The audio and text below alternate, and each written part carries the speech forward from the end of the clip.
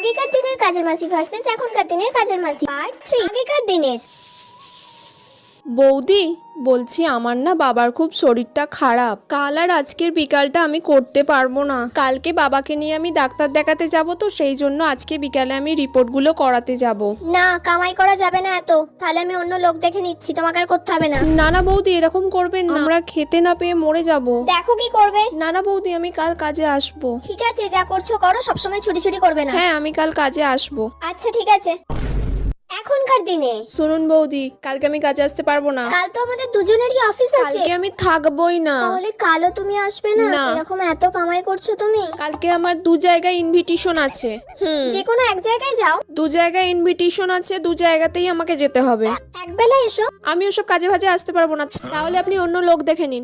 তাই দেখছি। ঠিক আছে, তাহলে পরশুদিন এসো। সেটাই বলুন। ঠিক আছে, আমি পরশুদিন আবার কাজ করে যাব।